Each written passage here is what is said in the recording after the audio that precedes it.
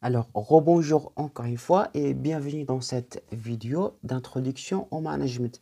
Donc, dans cette vidéo, on va voir les types des entreprises. Donc, on va voir encore une fois les différents types des entreprises qui existent. On va voir les critères de classification des entreprises et la structure ou bien les structures juridiques des entreprises. Donc voilà les différents critères de classification des entreprises. Donc en général, on a trois grands critères. On a critères juridiques, critères dimensionnels et critères, disons, basés sur l'activité économique. Donc pour les critères juridiques, donc on distingue deux types d'entreprises. On a les sociétés de personnes et les sociétés de capitaux. Pour les critères dimensionnels, donc on peut classifier des entreprises selon chiffre d'affaires, selon la valeur ajoutée, selon l'effectif, les capitaux propres et le résultat. Pour les critères de base basés sur l'activité économique, donc on peut les classer selon trois secteurs. Donc on a le secteur primaire, secteur secondaire, secteur tertiaire. Donc on va les voir par la suite en détail. Donc voilà la classification des entreprises, ou bien la classification juridique. Donc on a les entreprises privées et les entreprises publiques. Pour les entreprises du secteur public, on peut les distinguer en deux. On a les entreprises publiques à 100%, c'est-à-dire que c'est l'État qui détient le capital à 100%, ou bien les entreprises semi-publiques partagées entre l'État détient une partie du capital et le privé détient l'autre partie du capital. Pour les entreprises privées, donc on a les entreprises individuelles, par exemple les sociétés à responsabilité limitée, les SARL, ou bien les entreprises anonymes, c'est les grandes entreprises.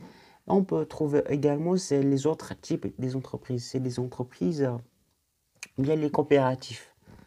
Donc voilà les critères, les grands critères juridiques, c'est soit une entreprise publique ou bien soit une entreprise privée. Pour les critères dimensionnels, donc on peut classifier les entreprises selon soit le chiffre d'affaires. Le chiffre d'affaires, c'est qui mesure la part de marché, ou bien la valeur ajoutée, c'est-à-dire la richesse que l'entreprise crée, ou bien l'effectif, c'est-à-dire le nombre des personnes travaillent dans l'entreprise, ou bien les capitaux propres, c'est-à-dire ce que l'entreprise possède comme financement, et le résultat, c'est-à-dire la rentabilité de l'entreprise. Donc voilà les critères, la classification. Donc selon le code marocain, toutes les entreprises qui ont un chiffre d'affaires qui ne dépasse pas 7,5 millions de dirhams sont des petites moyennes entreprises.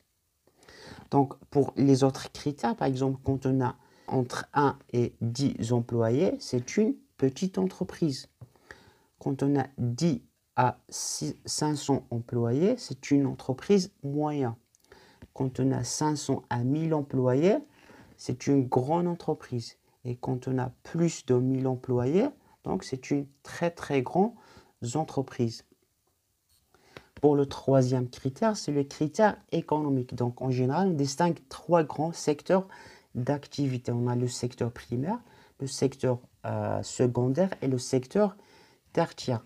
Pour le secteur primaire, il regroupe les entreprises liées à l'exploitation, c'est-à-dire les entreprises qui font l'extraction des minières. Par exemple, si vous connaissez l'OCEP ou bien l'Office chérifien des phosphates, donc c'est une entreprise qui extrait le phosphate, ou bien voilà.